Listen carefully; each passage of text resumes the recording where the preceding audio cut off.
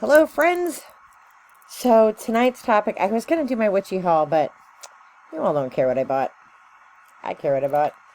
But what I do want to talk about is prayer, because I had a discussion about it today, and it's an interesting concept, prayer and meditation. And some people are not going to agree with what I'm going to tell you, but I'm going to tell you anyway, because that's what we do here. So the way I like to think about prayer and meditation, prayer is us talking to God, right? There are different kinds of prayers. You can pray on behalf of other people. You can pray to, to different saints. You can pray to Mary. You can pray to Jesus. There's free form prayer where you just speak whatever you want. Some people use formal prayers, and in the Anglican Church, in the Book of Common Prayer.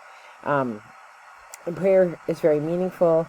And my favorite prayer is the Jesus prayer. When my father was dying, and I was sitting with him, and I wear a prayer beads. I didn't have the energy to go through these long prayers, so I was doing the rosary, but I was also just doing the Jesus prayer, which I love, and I'll link it below for you.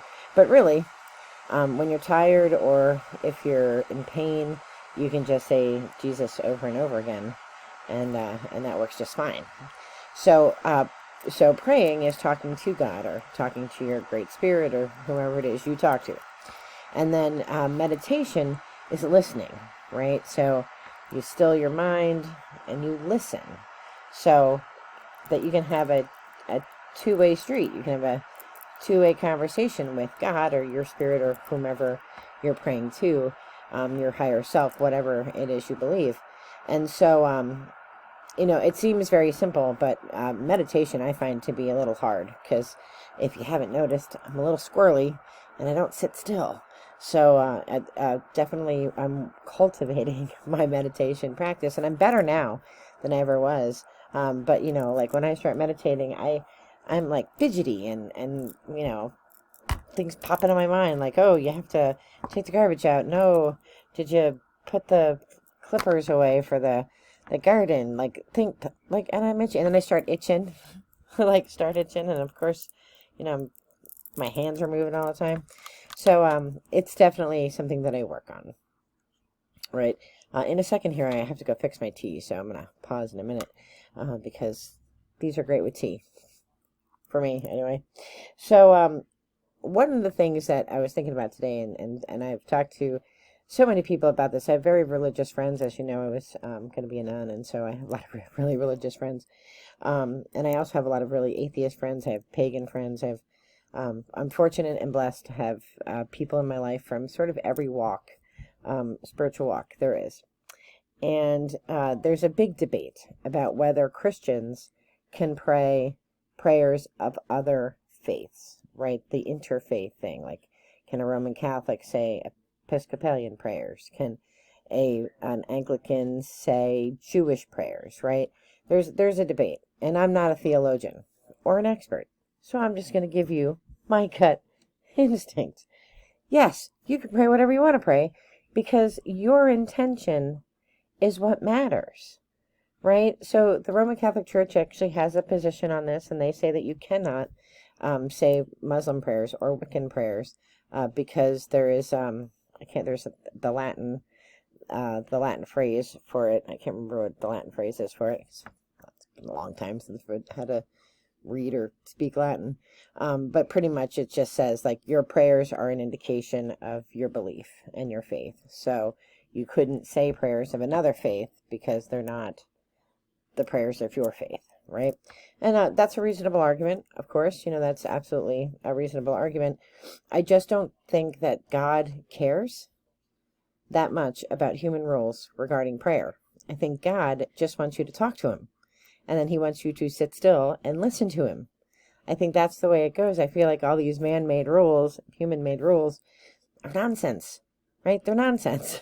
And I know who you are, who are going to come after me about this, but I think God just wants us to have a communication plan, whatever it is, like, whether you do formal prayers or informal prayers. And if a prayer in another denomination speaks to you and is the way you want to talk to God in spirit, You know, like God's going to be like, yay, BRG's talking to me. Woohoo. You know, the doorway is open, the window's open, I can communicate. So, I don't think that we need the rules. One of my favorite prayers, and one of the things that kind of binds all Druids, is the Druid Prayer. And I'm going to link it below, the full version of it. And I'm gonna say it for you after I fix my tea. I'm gonna say it for you so that you can hear it. In the place where I say God, there are, you know, multiple choices of what you could say. You can say, you know, spirit. You can say goddesses, God, whatever it is you believe in. So I believe in God, so I'm gonna use God. But you can use whatever you want in that spot. And then I'll link the full version below that has all the different choices. But you know, don't be limited by those choices. But it is the one thing that all Druids know. And then you'll notice at the end, instead of saying amen, they say Awen, which is inspiration. Awen means inspiration. So if you go to a Druid thing, they usually start by saying the Druid prayer and then chanting Awen 3 times. 3s, 9s, those are magical numbers. Again,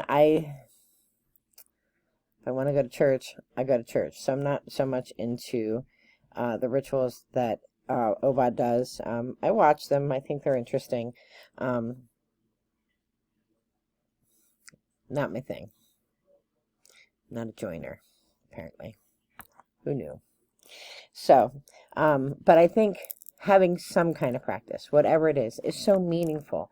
And I feel like empty when I don't have something going on, whether it's like divination and then just focusing on the message from Spirit. I think you have to have something. You have to have communication every day and putting together your spiritual practice, whatever that's going to be, whatever, if it's meditating in the morning or meditating at night or pulling a runestone in the morning, saying morning prayer. If you're Anglican, then have the Book of Common Prayers online. I'll link it for you. You know, having some kind of spiritual practice is important, and it keeps you in communication, in my case with God, in your case with whatever you believe in. I think it's really important, and it brings richness and meaning to your life. So let me go fix my tea, and then I'm going to come back, and I'm going to say to you, read you the Druid Prayer. And I think you're going to like it. It's a good prayer. All right. Be right back. So, fun fact, I don't drink coffee. I only drink tea.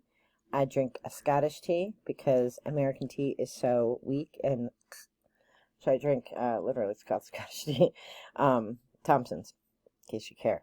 So, I'm going to say to you the Druid Prayer, and I'm going to put it up here somewhere so that you can see it, and I'll link it below as well.